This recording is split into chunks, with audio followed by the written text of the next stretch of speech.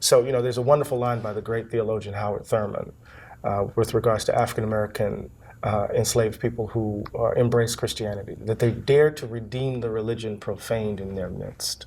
So here we are as modern folk, entered the modern world as someone else's belongings in some ways, right?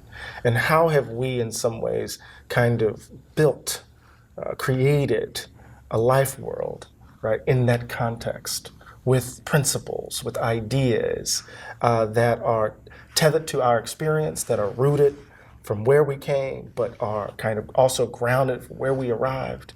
And it's in that synergy that we sound a particular note. So it's almost as if the best example would be we invented the blues scale. And we take that scale and at the heart of it is the most unstable chords you can imagine, but we create a sound that's distinctly modern.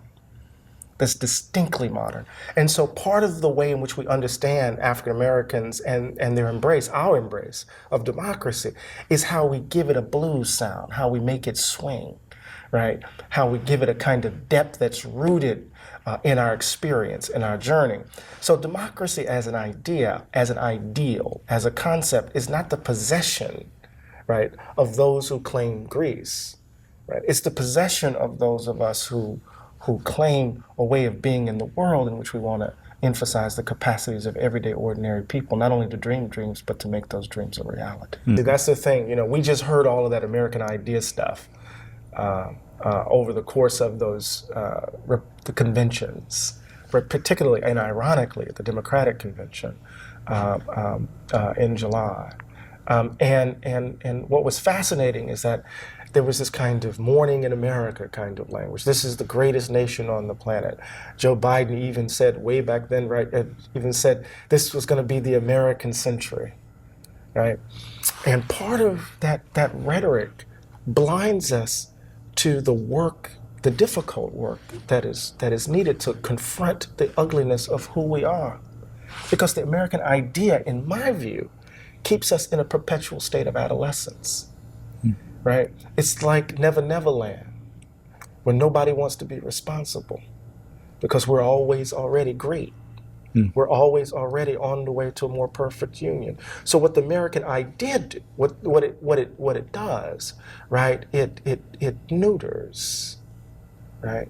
It blunts any substantive critique. The late, great Sack Van Berkovich talks about the American ideology and how it absorbs critique and makes it all about America, right? And once you concede those claims, once you concede those terms, you're done, right? And so I refuse to argue on those grounds. I'm too much like Jimmy Baldwin.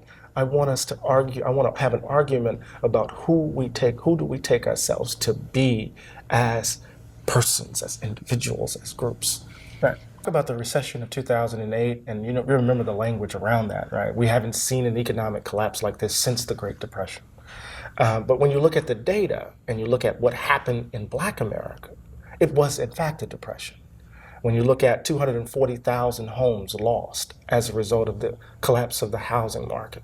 And those 240,000 homes were directly tied to the wealth in Black communities. In my own mind, I don't think we've seen a collapse of Black wealth since the collapse of the Freedmen's Bank. So most of Black wealth located in their homes, predatory lending, the ways in which African Americans found themselves pushed to these loans that were ballooning mortgages. And so many people found themselves having to pay mortgages that they could no longer afford. And then you combine that with skyrocketing unemployment, right? In certain places in New York, certain places in Michigan, certain places in DC, 50% of Black men below the age of 25 were unemployed. And so you begin to think about that, and you combine that with downward mobility, Black families who worked hard, played by the rules, quote unquote, found themselves moving down into poverty. And because there's no social safety net, because of the attack on federal government by Republicans and Democrats, they had nowhere to fall.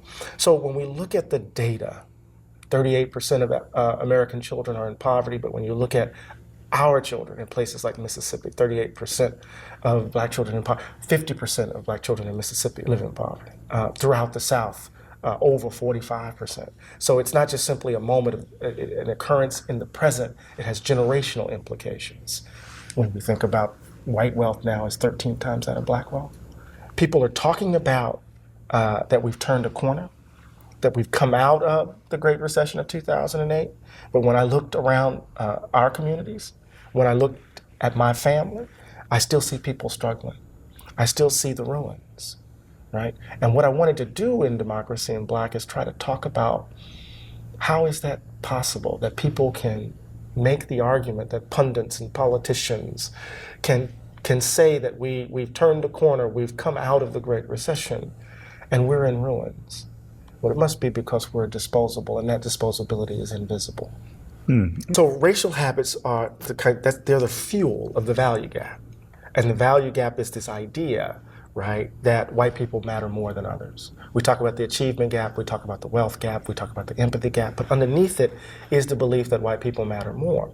And that belief has organized our society, organized this country since its founding, reconciling the principles of freedom, liberty, and equality with the institution of racial slavery. That's the value gap.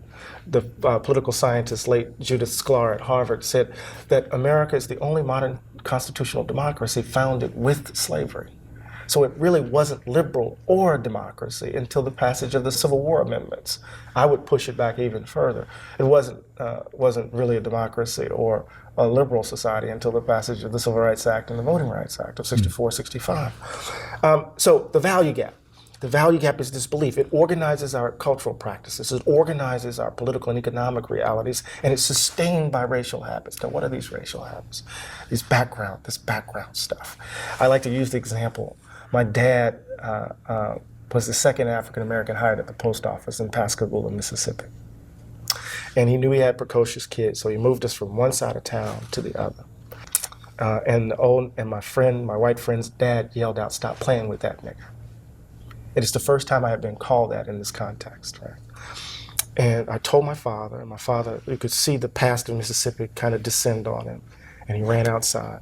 And we typically tell the story of American racism in that way.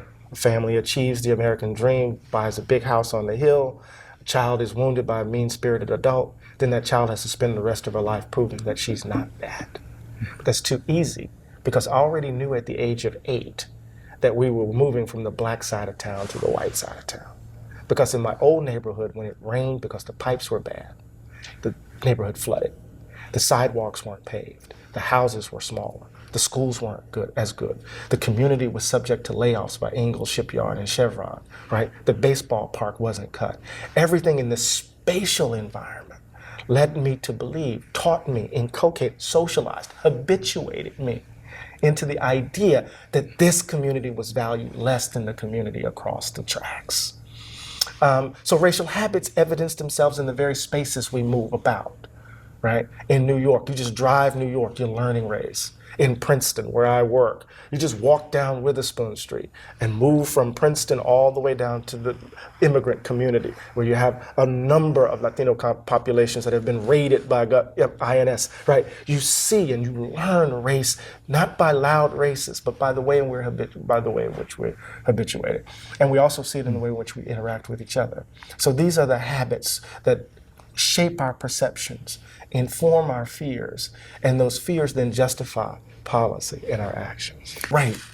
So at the heart of the book, let me say this though before I get to why. At the heart of the book is this rejection of this framing, that the problem is the gap between our ideals and our practices.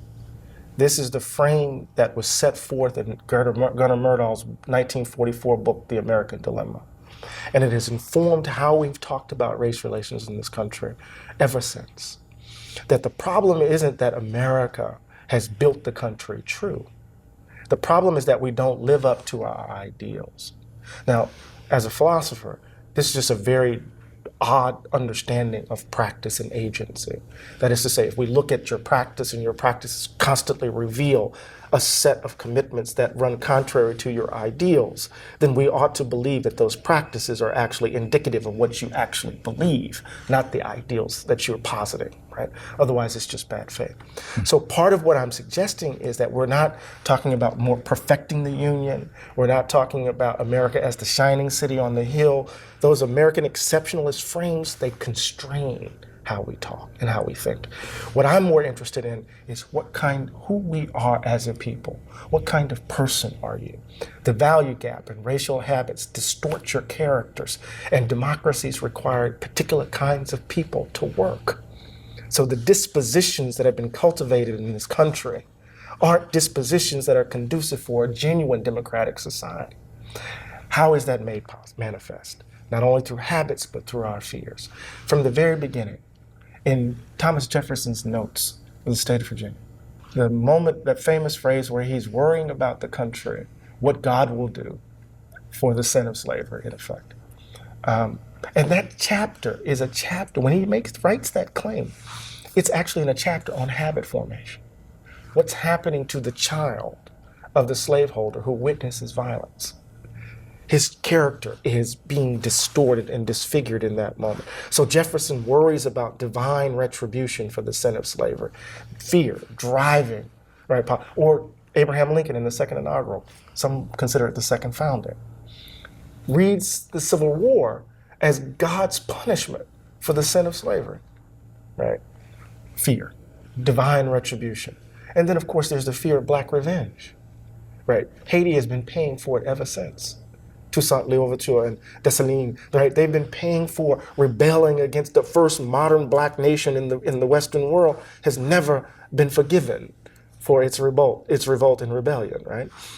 And of course, that fear of Black revenge makes its way not only from Haiti, but to the Black Panther Party, to even today, where Black folk can't be angry for fear that somehow we will stoke the fires of revenge, right? But the interesting thing about that, though, getting to your point, is that our fear of white fear, Black fear of white fear, leads us to mask. We don't want to be exposed as being Black. We want to make people comfortable. As I say in the book, we have to become the Uncle Remus of American politics. That is to say, generally happy, loyal, and non-threatening, right? Mm-hmm. So our fear of white fear distorts our political behavior such that we won't tell the truth.